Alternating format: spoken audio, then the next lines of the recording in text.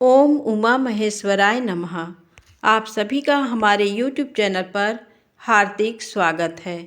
शिव महापुराण श्री रुद्र संहिता द्वितीय खंड में आज सुने 18वां अध्याय शिव और सती का विवाह, 19वां अध्याय ब्रह्मा और विष्णु का शिव जी की स्तुति करना, 20वां अध्याय शिव और सती का विदा होकर कैलाश जाना। ब्रह्मा जी बोले, नारद, जब मैं कैलाश पर्वत पर भगवान शिव को प्रजापति दक्ष की स्वीकृति की सूचना देने पहुंचा तो वे उत्सुकतापूर्वक मेरी ही प्रतीक्षा कर रहे थे। तब मैंने महादेव जी से कहा, हे भगवान, दक्ष ने कहा है कि वे अपनी पुत्री सती का विवाह भगवान शिव से करने को तैयार हैं, क्योंकि सती का जन्म महादेव जी के लिए ही हुआ है। ये विवाह होने पर उन्हें सबसे अधिक प्रसन्नता होगी। उनकी पुत्री सती ने महादेव जी को पति रूप में प्राप्त करने हेतु उनकी घोर तपस्या की है। उन्हें इस बात की भी खुशी है कि मैं स्वयं आपकी आज्ञा से उनकी पुत्री के लिए आपका अर्थात भगवान शिव का विवाह प्रस्ताव लेकर वहां गया। उन्होंने कहा, हे पितामह, उनसे कहिए कि वे शुभ लग्न और मुहूर्त में अपनी बारात लेकर स्वयं आएं। मैं अपनी पुत्री का कन्यादान सहर्ष महादेव जी को कर दूंगा। हे भगवान, दक्ष ने मुझसे ये बात कही है, इसलिए आप शुभ मुहूर्त देखकर शीघ्र ही उनके घर चलें और देवी सती का वरण करें। हे नारद, मेरे ऐसे वचन सुनकर शिव जी ने कहा, हे संसार की सृष्टि करने वाले ब्रह्मा जी, मैं तुम्हारे और नारद जी के साथ ही प्रजापति दक्ष के घर चलूँगा। इसलिए ब्रह्मा जी, आप नारद और अपने मानस पुत्रों का स्मरण कर उन्हें यहाँ बुला लें। साथ ही मेरे पार्षद भी दक्ष के घर चलेंगे।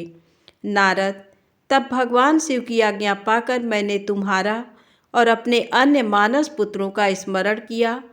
उन तक मेरा संदेश पहुँचते ही वे तुरंत कैलाश पर्वत पर उपस्थित हो गए। उन्होंने हर्षित मन से महादेव जी को और मुझे प्रणाम किया। तत्पश्चात शिव जी ने भगवान श्रीहरि विष्णु का स्मरण किया। भगवान विष्णु देवी लक्ष्मी के साथ अपने विमान गरुड़ पर बैठ वहां आ गए। चैत्र मास के शुक्ल पक्ष की त्रयोदशी तिथि में रविवार को पूर्वा फाल्गुनी नक्षत्र में त्रिलोकीनाथ भगवान शिव की बारात धूमधाम से कैलाश पर्वत से निकली। उनकी बारात में मैं देवी सरस्वती, विष्णु जी, देवी लक्ष्मी, सभी देवी देवता, मुनि और शिवगण आनंद मग्न होकर चल रहे थे। रास्ते में खूब उत्सव हो रहा था। भगवान शिव की इच्छा से बैल, बाघ, सांप, जटा और चंद्रकला उनके आभूषण बन गए। भगवान स्वयं नंदी पर सवार होकर प्रजापति दक्ष के घर पहुँचे। द्वार पर भगवान शिव की बारात देखकर सभी हर्ष से फूले नहीं समा रहे थे। प्रजापति दक्ष ने विधिपूर्वक भगवान शिव की पूजा अर्चना की। उन्होंने सभी देवताओं का खूब आदर सत्कार किया तथा उन्हें घर के अंदर ले गए। दक्ष ने भगवान शिव को उत्तम आसन पर बैठाया और हम सभी देवताओं और ऋषि मुनियों को भी यथा योग्य स्थान दिया। सभी का भक्तिपूर्वक पूजन किया। तत्पश्चात दक्ष ने मुझसे प्रार्थना की कि मैं ही वैवाहिक कार्य को संपन्न कराऊं। मैंने दक्ष की प्रार्थना को स्वीकार किया और वैवाहिक कार्य कराने लगा। शुभ लग्न और शुभ मुहूर्त देखकर प्रजापति दक्ष ने अपनी पुत्री सती का हाथ भगवान शिव के हाथों में सौंप दिया और विधि विधान से पाणी ग्रहण संस्कार संपन्न कराया। उस समय वहाँ बहुत बड़ा उत्सव हुआ और नाच गाना भी हुआ। सभी आनंद मग्न थे। हम सभी देवी देवताओं ने भगवान शिव और देवी सती की बहुत स्तुति की और उन्हें भक्तिपूर्वक प्रणाम किया। भगवान शिव और सती का विवाह हो जाने पर उनके माता पिता बहुत प्रसन्न हुए और महादेव जी को अपनी कन्या का दान कर प्रजापति दक्ष कृतार्थ हो गए। महेश्वर का विवाह होने का पूरा संसार मंगल उत्सव मनाने लगा। ब्रह्मा जी कहते हैं, नारद, कन्यादान करके दक्ष ने भगवान शिव को अनेक उपहार प्रदान किए। उन्होंने सभी ब्राह्मणों को भी दान दक्षिणा दी। तत्पश्चात भगवान विष्णु अपनी पत्नी लक्ष्मी जी सहित भगवान शिव के समक्ष हाथ जोड़कर खड़े हो उनकी आराधना करने लगे। वे बोले, हे दया सागर महादेव जी, आप संपूर्ण जगत के पिता हैं और देवी सती सबकी माता हैं। भगवान, आप दोनों ही अपने भक्तों की रक्षा के लिए और दुष्टों का नाश करने के लिए अनेक अवतार धारण करते हैं। इस प्रकार उन्होंने शिव सती की बहुत स्तुति की। नारद, मैं उनके पास जाकर विधि के अनुसार फेरे कराने लगा। ब्राह्मणों की आज्ञा और मेरे सहयोग से सती और भगवान शिव ने विधि पूर्वक अग्नि के फेरे लिए। उस समय वहाँ बहुत अद्भुत उत्सव किया जा रहा था। वहाँ विभिन्न प्रकार के बाजे और शहनाइयाँ बज रही थी। स्त्रियाँ मंगल गीत गा रही थी और खुशी से सभी नृत्य कर रहे थे। तत्पश्चात भगवान विष्णु बोले, सदाशिव, आप संपूर्ण प्रकृति के रचयिता हैं। आपका स्वरूप ज्योतिर्मय है। ब्रह्मा जी, मैं और रुद्रदेव आपके ही रूप हैं। हम सभी सृष्टि की रचना, पालन और संहार करते हैं। हे प्रभु, हम सब आपका ही अंश हैं। प्रभु, आप आकाश के समान सर्वव्यापी और ज्योतिर्मय हैं। जिस प्रकार हाथ, कान, नाक, मुंह, सिर आदि शरीर के विभिन्न रूप हैं, उसी प्रकार हम सब भी आपके शरीर के ही अंग हैं। आप निर्गुण निराकार हैं। समस्त दिशाएं आपकी मंगल कथा कहती हैं। सभी देवी देवता और ऋषि मुनि आपके ही चरणों की वंदना करते हैं। आपकी महिमा का वर्णन करने में मैं असमर्थ हूँ। भगवान, यदि हम सबसे कुछ गलती हो गई हो तो कृपया उसे क्षमा करें और प्रसन्न हो। ब्रह्मा जी बोले, इस प्रकार श्री हरि ने भगवान शिव की बहुत स्तुति की। उनकी स्तुति सुनकर भगवान शिव बहुत प्रसन्न हुए। विवाह की सभी रीतियों के पूर्ण होने पर हम सभी ने महादेव जी एवं देवी सती को बधाइयाँ दी तथा उनसे प्रार्थना की कि वे अपनी कृपा दृष्टि सदैव सभी पर बनाए रखें, वे जगत का कल्याण करें। तत्पश्चात भगवान शिव ने मुझसे कहा, हे ब्राह्मण, आपने मेरा वैवाहिक कार्य संपन्न कराया है, अतः आप ही मेरे आचार्य हैं। आचार्य को कार्य सिद्धि के लिए दक्षिणा अवश्य दी जाती है। इसलिए आप मुझे बताइए कि मैं दक्षिणा में आपको क्या दूं। महाभाग, आप जो भी मांगेंगे मैं उसे अवश्य ही दूंगा। मुने, भगवान शिव के इस प्रकार के वचन सुनकर मैं हाथ जोड़कर उनके सामने खड़ा हो गया।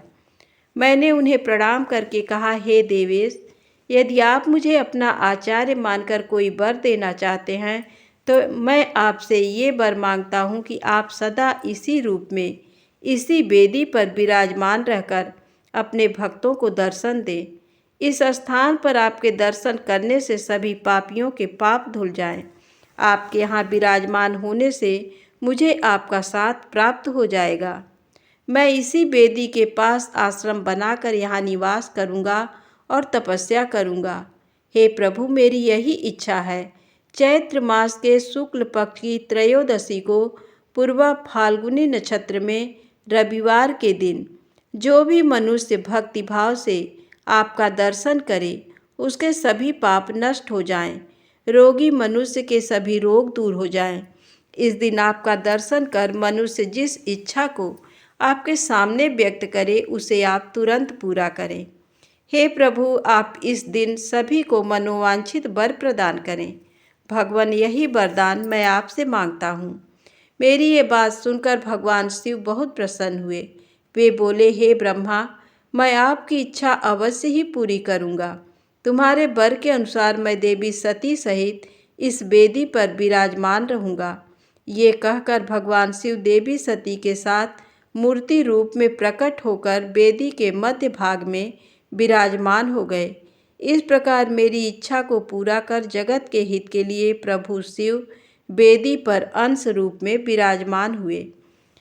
ब्रह्मा जी बोले, हे महामुनि नारद, मुझे मेरा मनोवांछित वरदान देने के पश्चात भगवान शिव अपनी पत्नी देवी सती को साथ लेकर अपने निवास स्थान कैलाश पर्वत पर जाने के लिए तैयार हुए। तब अपनी बेटी सती व दामाद भगवान शिव को विदा करते समय प्रजापति दक्ष ने अपने हाथ जोड़कर और मस्तक झुकाकर महादेव जी की भक्तिपूर्वक स्तुति की। साथ ही श्री हरि सहित सभी देवी देवताओं और ऋषि मुनियों ने हर्ष से प्रभु का जय जयकार किया। भगवान शिव ने अपने ससुर प्रजापति दक्ष से आज्ञा लेकर अपनी पत्नी को अपनी सवारी नंदी पर बैठाया और स्वयं भी उस पर बैठकर कैलाश पर्वत की ओर चले गए। उस समय वृषभ पर बैठे भगवान शिव व सती की शोभा देखते ही बनती थी। उनका रूप मनोहारी था। सब मंत्रमुग्ध होकर उन दोनों को जाते हुए देख रहे थे। प्रजापति दक्ष और उनकी पत्नी अपनी बेटी व दामाद के अनोखे रूप पर मोहित हो उन्हें एकटक देख रहे थे। उनकी विदाई पर चारों ओर मंगल गीत गाए जा रहे थे। विभिन्न वाद्य यंत्र बज रहे थे। सभी बाराती शिव के कल्याण में उज्ज्वल यश का गान करते हुए उनके पीछे पीछे चलने लगे। भगवान शिव देवी सती के साथ अपने निवास कैलाश पर पहुँचे। सभी देवता सहित मैं और विष्णु जी भी कैलाश पर्वत पर पहुँचे। भगवान शिव ने उपस्थित सभी देवी देवताओं और ऋषि मुनियों का हृदय से धन्यवाद किया। भगवान शिव ने सभी को सम्मानपूर्वक विदा किया। तब सभी देवी देवताओं ने उनकी स्तुति की और प्रसन्नतापूर्वक अपने अपने धाम को चले गए। तत्पश्चात भगवान शिव और देवी सती सुखपूर्वक अपने वैवाहिक जीवन का आनंद उठाने लगे। सूत जी कहते हैं, हे मुनियों, मैंने तुम्हें भगवान शिव के शुभ विवाह की पुण्य कथा सुनाई है।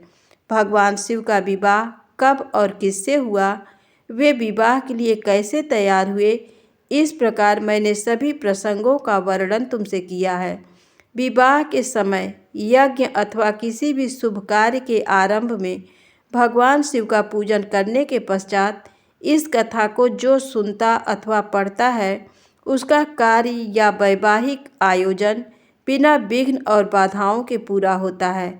इस कथा के श्रवण से सभी शुभ कार्य निर्विघ्न पूर्ण होते हैं।